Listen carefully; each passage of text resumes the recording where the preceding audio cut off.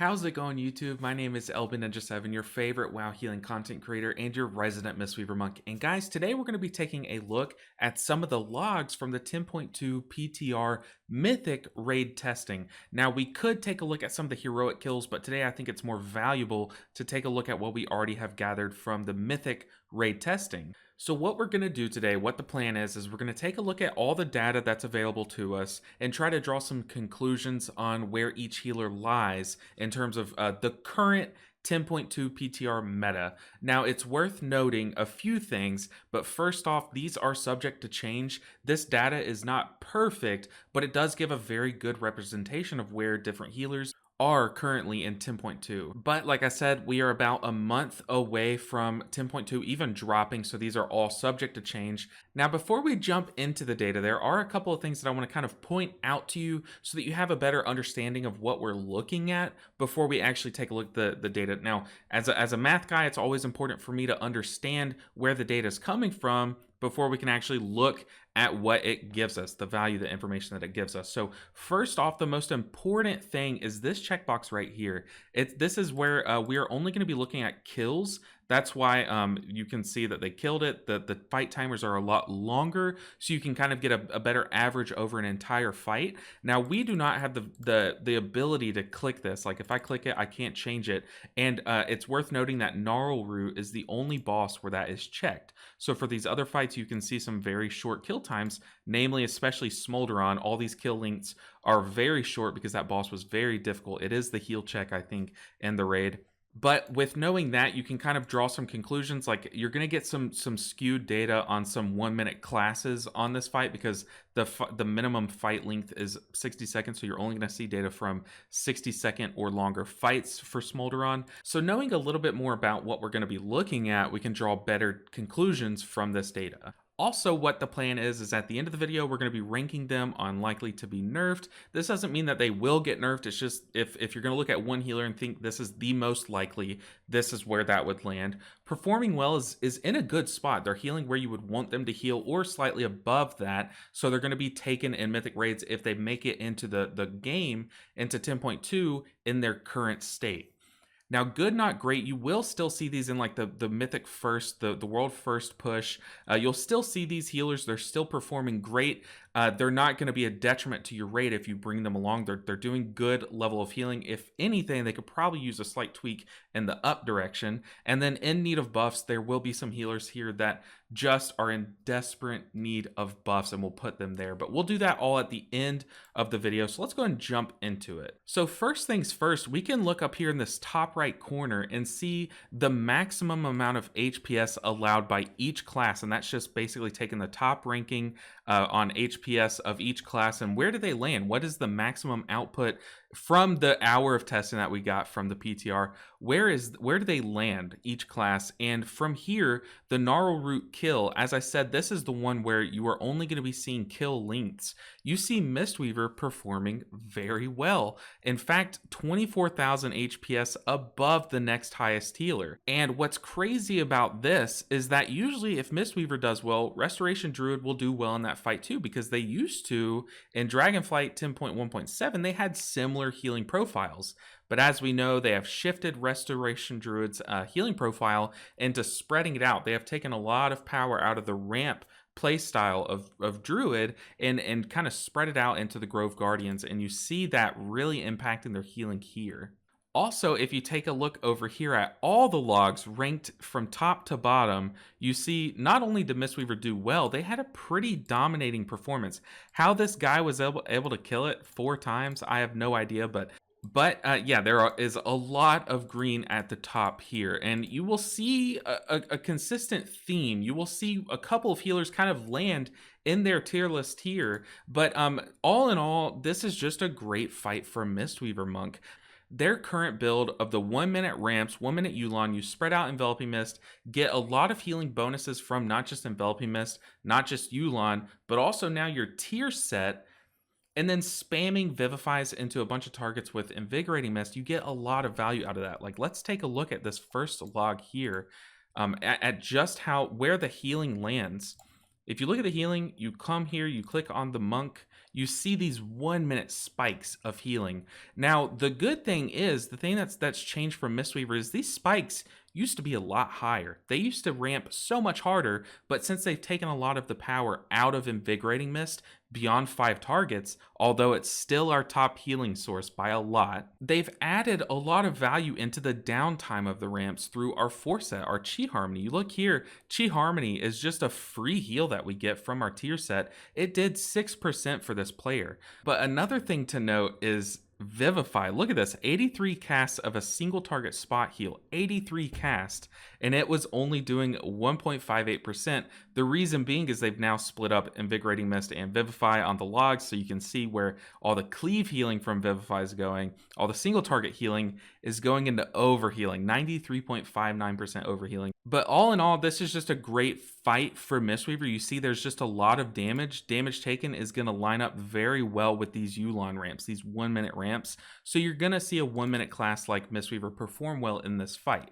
Now, although this is the only fight that we're going to see specifically kill logs on, this will not be indicative of where the tiers lie. There will be some shifts around in all the rest of the fights that you're going to see. Now, next up, we're going to look at Holy Paladin really quick. They are doing a ton of HPS. This just shows just how strong this class was if they have received countless nerfs in a row and they're still performing well. Now, do they still need to be nerfed? No. I feel like Blizzard, you guys need to chill on my Holy Paladin friends, but they are performing very, very well in the HPS meters. And a lot of this, if we take a look at their logs, a lot of this is coming from their HOTS. The HOTS that come from their tier set, they're getting a lot of healing from their HOTS. So Tears Deliverance, the Holy Reverberation from their tier sets is doing great. Holy Shock is still just performing very well, and they can cast it a lot because you get those cooldown resets and can cast it for free basically.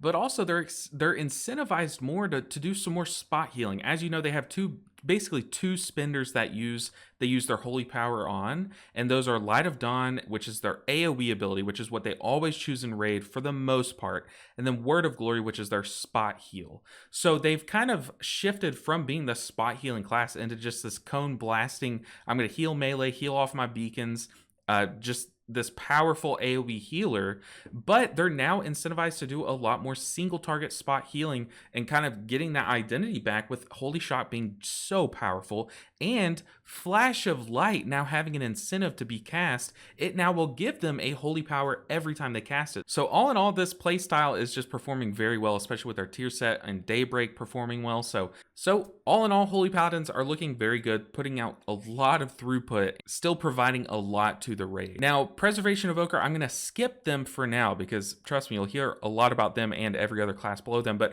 Resto Druid, we're going to talk about them really quick. They, like I said, they've gotten basically a completely different throughput or playstyle change. Basically, their healing profile has completely shifted from being like Mistweaver, where you're very spiky, to now you're doing constant, a lot of steady throughput because they've nerfed. They have gutted Flourish coming into this tier. If we take a look, they still have the ability to ramp. You see these spikes coming in, very similar to the Mistweavers, but not quite as high. But one thing that is very high is the throughput throughout. Between those spikes, they can get a lot of value with their Grove Guardians and with Rejuve like always. So there is a lot of value taking a Resto Druid still. They still do good throughput, although it's not at the top. They aren't the top healer, but they have very steady healing they have good spot healing from Grove Guardians, and they are performing as Blizzard wanted them to. Albeit it could be a bit higher. If you're going to do a steady throughput class on a fight that has pretty steady damage, you would expect them to be toward the top. And that brings me to my next class, which is going to be Discipline Priest. They were the big question mark of the tier. They just got a massive rework, so there were a lot of people swapping to them. There are a ton of Discipline Priest logs, but the fact is they just have not... They didn't have the Holy Paladin effect. At least in raid they haven't. As you see here, they can get a lot of HPS. But the thing about Mythic Gnarl Root, if you have not seen any of the testing, Discipline Priests scale not just on how many allies they can put Atonement on, but also that scales based on how many targets they can hit. However many targets they can have their dot on, all those ticks will be healing all of your allies. So they scale usually pretty well on some cleaving fights, and Gnarl Root has so many ads for them to cleave off of. So you would expect them to perform up here with like Mistweaver, for example. But they are very middling on this fight and on all the rest of the fights. And then you have these two, Shaman and Holy Priest, down here at the bottom. Now, they're very close on this fight, on this kill with Resto Druid. And I believe it's because we're seeing only kills, because a class like Holy Priest, although they had their cooldown on salve kind of gutted, they're still getting a lot of that salve cooldown reset value from their tier set, giving them free holy words. So on a longer fight, you're going to see them perform slightly better because they're likely to get one more salve off. But a class like Shaman should, honestly, where they're at with what their build is looking like, they should perform better on a fight like this. There's always healing to be done, so those Riptides are going to be healing. Their tier set should be healing a lot, but let's go and look.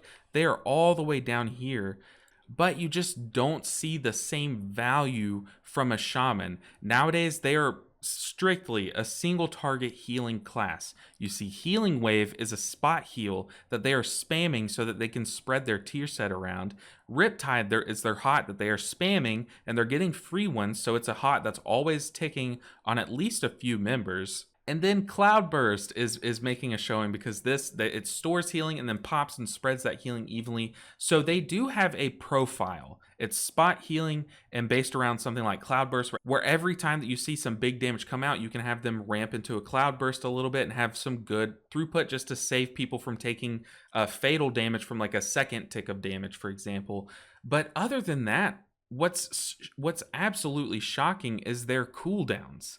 Their cooldowns are very low. Now, Spirit Link is very powerful. It gives everyone a 10% DR, and you can split your tank's health among all your DPS or squishies so that no one really dies in that instance, and you can combine this with other healers' ramps. Like, if I had a Resto Shaman as a Mistweaver in my raid, you bet I would be pressing Yulon on Spirit Link. So Spirit Link has a lot of power, but Healing Tide Totem, this is their 3-minute throughput cooldown. This is supposed to be kind of like their Trank or like their Revival, but it is just so underwhelming. It honestly is just underwhelming. And I'm saying that as someone who does not play Shaman, who wants this ability to see more throughput.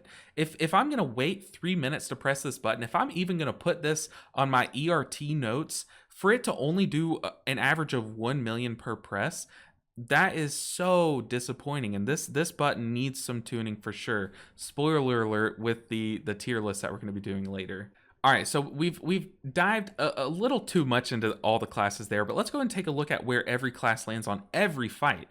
So what I've done here is I have taken a little point system. So if a class on any of these 4 bosses, if a class was in the top spot of max HPS, then I've given it 7 points. And then if they're in the bottom spot, I have given them 1 point, and all throughout. So 7, 6, 5, 4, 3, 2, 1.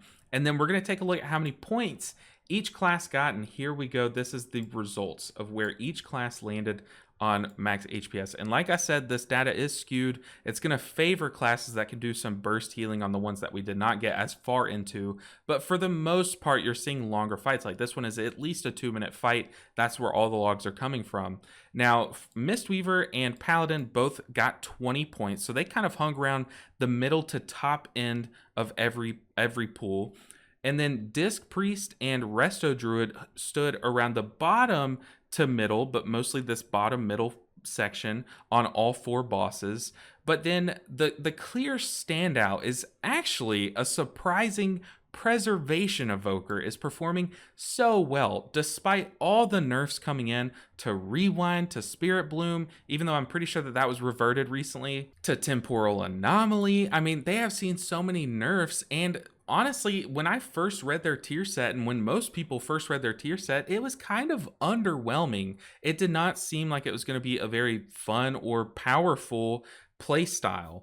And honestly, It's not really. It really is not. What's very powerful for Preservation Evokers, why they were a clear standout winner and across all fights. We can go ahead and click through and you can watch this dark green. So starting with Gnarl Root, it was third. Agira, I guess Agira, it was first. Council, it was first. Smolderon, it was second. So across all the fights, how are they doing their healing? Well, to put it simply, the buffs to Emerald Blossom are shining. I mean, they are doing so much Emerald Blossom healing. And if you don't know, yeah, I picked probably the wrong fight because you only see 13 casts. But if you don't know how this spell works, this is the one, this is part of the reason why everyone says that Preservation does so much healing on fights where you're stacked. They spawn a circle around a player, whoever they target, and it heals up to 3 allies in that circle. So for it to be basically carrying them, this 3 target heal carrying them to the top, that just shows you how much healing is going into the spell. Now, they're also still playing a similar playstyle, or kind of in the background, a similar playstyle to what they were before, in casting Temporal Anomaly, combining that with Dream Breath, or combining it with Spirit Bloom in some cases. But that is not the highlight of their build. This Emerald Blossom build is popping off. Although it takes a lot of talents to kind of give it its full power, it's showing that it is absolutely worth it, and their throughput is through the roof. Like, they are seeing so much healing. Also, I want to point out, although Rewind did see a nerf, instead of 40%, it now only does 33% of the damage taken in the last 5 seconds. Look at this, Rewind. 1 button press, they pressed it once, they got 2.5 million healing in an instant from that. Now, why am I pointing this out? Well, if you remember, the Shaman log that we just took a look at, they pressed their 3-minute cooldown twice and got not even this much healing. So that just kind of goes to show you that the difference in the power in these 3-minute cooldowns, in these healer main cooldowns, Rewind and Healing Tide Totem, there's just a big power disparity. Now, although, like I said, shamans do also have Spirit Link Totem, well, Preservations also have Dreamflight. Now, Dreamflight's a little, obviously it's not on the same power level as Spirit Link Totem, but you guys get the point that the power level is not just in their constant throughput. This AoE spell, whereas we're supposed to be in a tier where AoE healing should not exist to this extent, the steady throughputs there and the cooldowns are powerful. So it is a massive bonus, a big thumbs up for Preservation Evokers. Like I said, this is a class that I just overlooked. I did not see the power in their tier set, but it is clearly showing that they don't just need a good tier set. They have a lot of powerful buttons that just do what they're supposed to do. Now, let's go ahead and do it. Let's talk about Holy Priest and Resto Shaman as a whole. Now, these two, if I click through all 4, you'll see they bounce around in the bottom 3 for every single one. The only time they make it out of the bottom 2 or swap from the bottom 2 is actually on the Council fight, where Shaman passes Mistweaver Monk. We'll get into that eventually. But yeah, Holy Priest and Resto Shaman just are not giving as good of throughput as we'd hoped. Now, these are supposed to be throughput healers, especially Holy Priest is supposed to be a throughput healer. They're supposed to top the HPS charts because classes like Holy Paladin provide some mitigation. Now, Shaman technically on their Spirit Link Totem provides some mitigation. However, like I said, these are supposed to be specifically high HPS classes, but they just are not performing. Now, we've already talked about Resto Shaman. Their main boon right now is they wanted to incentivize spot healing more than AoE healing, but they took that to the extreme with Resto Shaman. You see them spamming their spot heal because it's just more efficient than spamming their chain heal in order to apply their tier set to people. But that's the thing, is they are not incentivized to press one of their only AoE healing spells in Chain Heal, which then their Cloudburst totem, which stores that healing and then pops for big AoE healing. If you think of that, yeah, they still have that as an AoE heal spell, but since it works off storing how much healing they do while that totem's out, it's going to get nerfed if all the healing around it gets nerfed, because they're doing less healing, less AoE healing to be funneled into that totem. So all in all, they probably are the biggest, or I guess the lowest benefactors of this change, kind of converting to spot healing. You look at something like Holy Paladin, where their spot heals are instant cast. Holy Shock is instant cast, whereas Healing Wave is a cast. So of course the cast spot heal is probably getting sniped by the Holy Paladin that would have out healed it if they were on separate logs. But yeah, if there's a Holy Paladin and a Shaman and they both go to spot heal the same person, that Holy Shock's gonna win. I mean, it's one, it's doing as much healing, but two, it's leaving a hot, and three, it's instant cast, so it's gonna hit before the Shaman. So all in all, Shaman, it needs something to change. There needs to be some incentive to press Chain Heal again, because you remember back for that 1 week when Chain Heal took them to the top of the HPS charts, there needs to be some incentive. Like maybe the tier set doesn't just apply the tidal reservoir to the main target you hit, but maybe it applies it to the second person it bounces to, or something, some incentive to press more AoE spells, or just buffing the cast time of their Healing Wave. Now that does get scary when you take Resto Shaman. If you buffed how long this takes to cast and put it in a Mythic Plus environment, they would absolutely pop off if Healing Wave was a faster cast time. But just they need something to change for them. And then there's Holy Priest, the obvious bottom of the totem pole. Now I've said it in the past. I just recently picked up Holy Priest, and I am a huge fan of this playstyle. However, this class is just it. Why would you ever take a Holy Priest? And that's a shame. I mean, yes, they did kind of dominate Dragonflight Season 2, but for them to be gutted this far, it's very upsetting. Now, coming out of Season 2 into Season 3, this tier set, I mean, it seemed kind of cool. Their Serenity, their spot Holy Word is going to apply a longer renew. It's just you're going to get a free hot.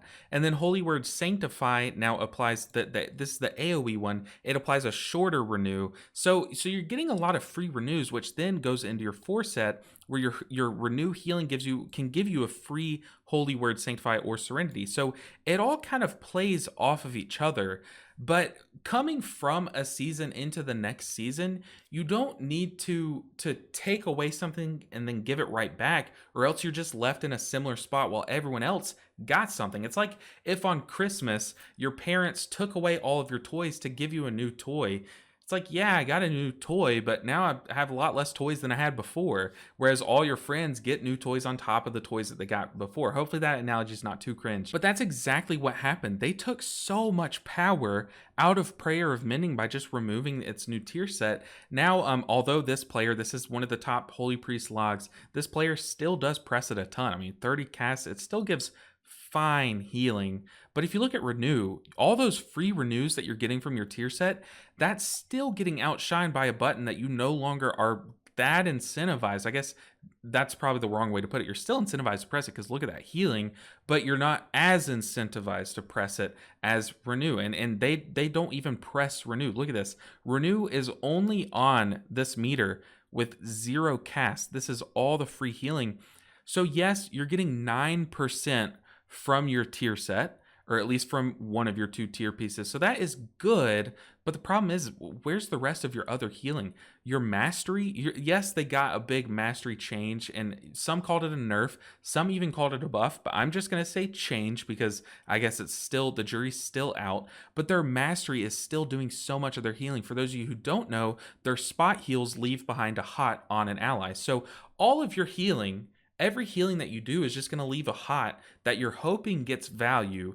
And look here, this renew, half of it's being lost to overhealing. Half of your mastery is being lost to overhealing, even though it's a shorter hot now. But yes, they do get a lot of power from their holy words. Their holy words are good, even though Sanctify's seen some nerfs recently. It's still a fine AoE heal spell. Obviously, you would want your heal spell to be high, your AoE heal spells to be high on your raid charts.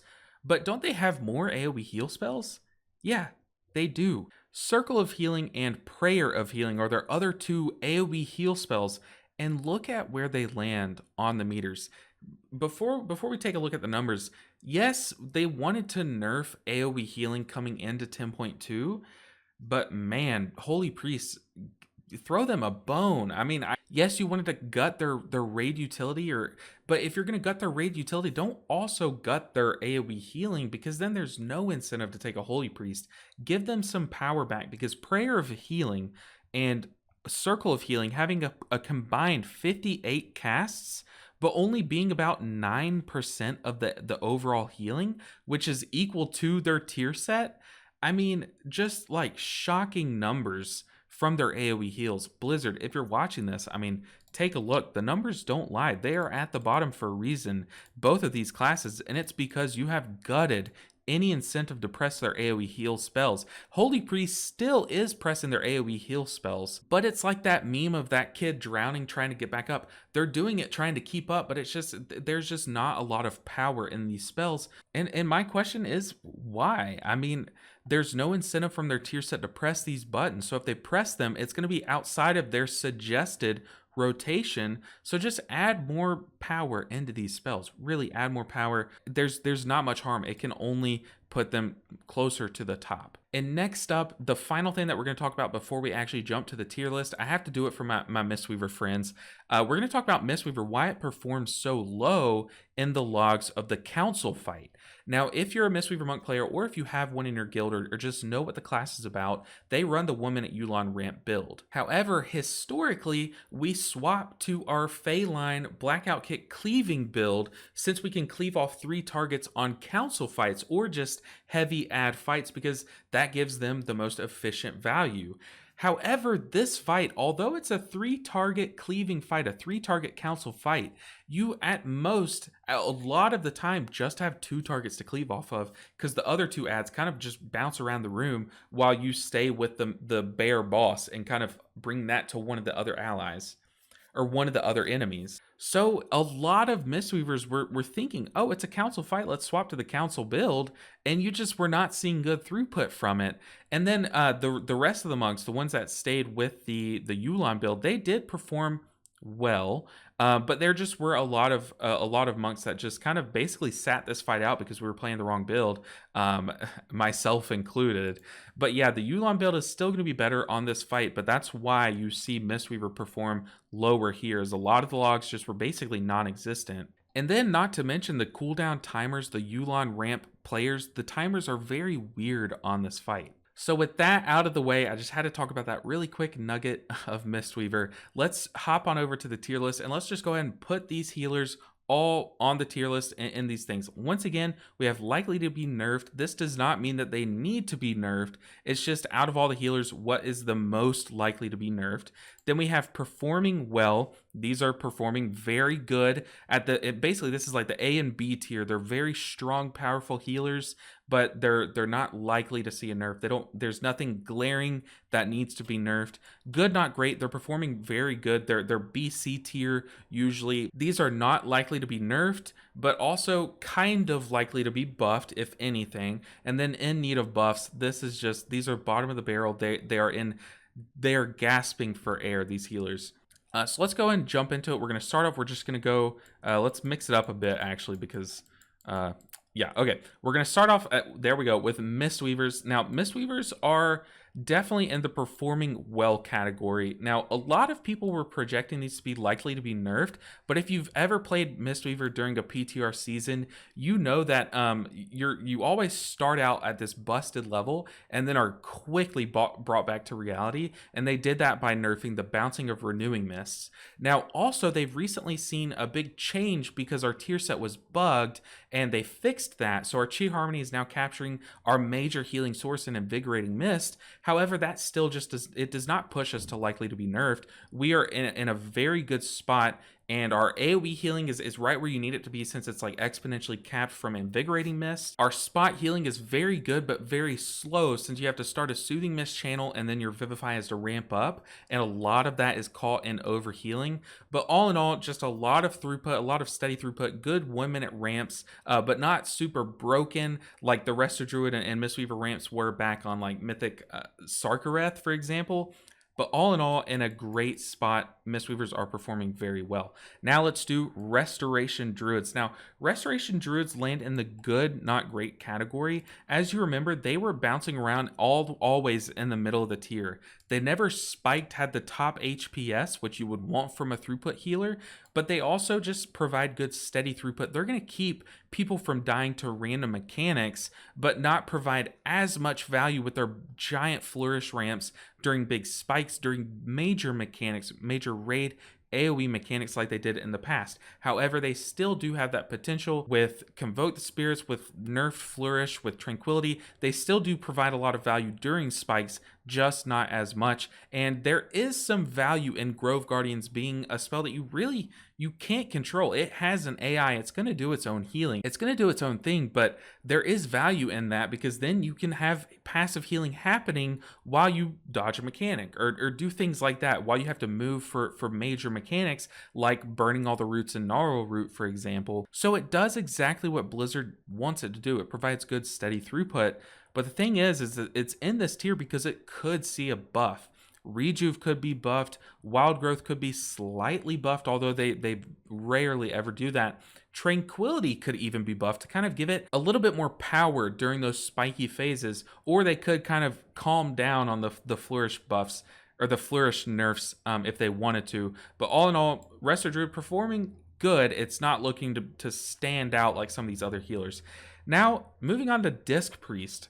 They are also going to land right here next to Resto Druid. We thought, I mean, seeing all these changes, reading the changes, we thought they would be in the likely to be nerfed category. The thing with Disc Priest is it's always hard to gauge where they're going to land unless they're a clear standout during the PTR, because it usually takes their rotation, especially when you see a major change, a major rework like this on something like Disc Priest. It'll take the player base usually a little bit to get used to it, to get used to the best possible rotation.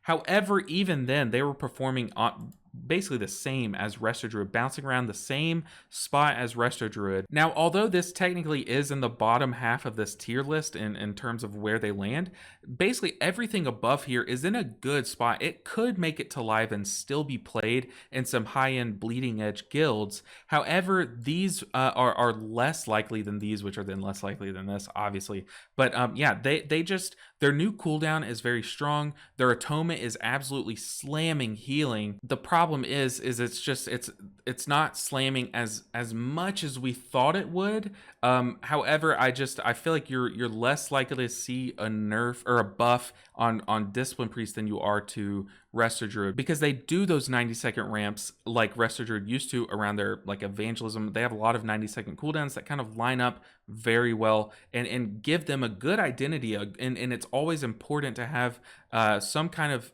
healer profile identity in a raid. And then let's go ahead and move on to Preservation Evoker. I mean, they were the clear standouts. They topped almost every chart here.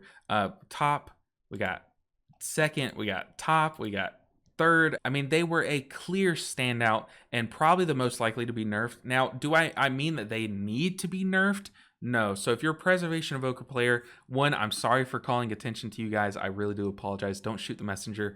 But they're just clearly at the top. There's no denying that. And there's still a lot of power in Rewind. I don't think that that's what would be nerfed if they were to receive a nerf, since they've already really axed that ability, but it's still a very powerful raid cooldown that you can get a lot of healing, especially when you take a look at some of the other healers cooldowns that just do not get as much healing as that spell. But their Emerald Blossom is probably what you would see a nerf from. They have a lot of talents that buff it.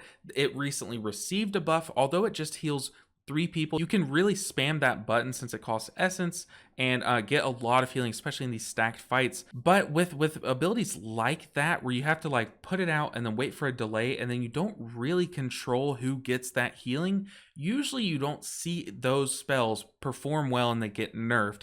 So since you don't really have agency over who you're healing on one of your basically your main healing source, it would be weird to see it get nerfed, because then if it's not performing exceptionally, then it's not going to see a ton of play since, like I said, you just don't have the agency over it. But all in all, evokers provide a lot to a raid on top of just being toward the top, if not at the top of HPS charts. So they are the clear most likely to be nerfed if there were to be a class to be nerfed. Now, Shaman, this and Holy Priest absolutely are in need of buffs, and we've seen power in their spot heals, especially Shamans, but we see power in the HOTS of Riptide and the new tier set of Holy Priest, and still some power in Prayer of Mending, but the AoE spells are absolutely lacking, and Holy Priests are still pressing them because they're more efficient than like Chain Heal, for example. But the Circle of Healing and Prayer of Healing absolutely need to see some numbers adjusted. Just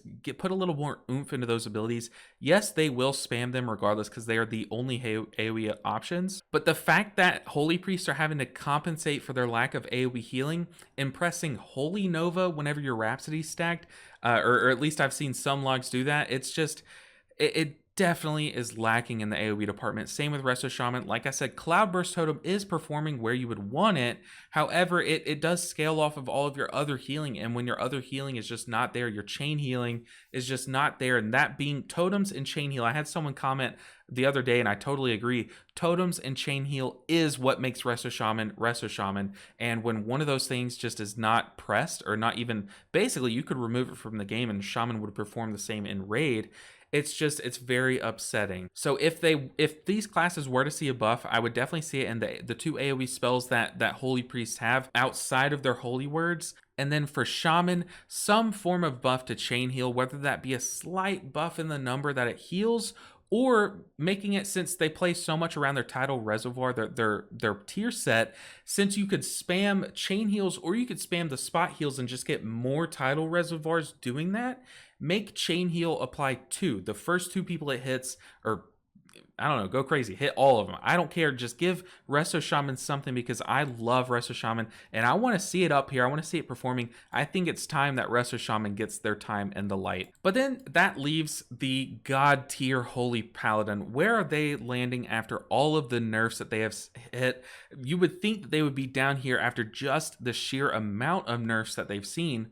But no, they're performing actually very well. Turns out in a shock heal, a spot heal meta where you want your spot healers to be strong, at least that's what Blizzard's trying to push. Turns out the one shock healing class, the one that can instantly do that and do it often with Holy Shock, performs very well.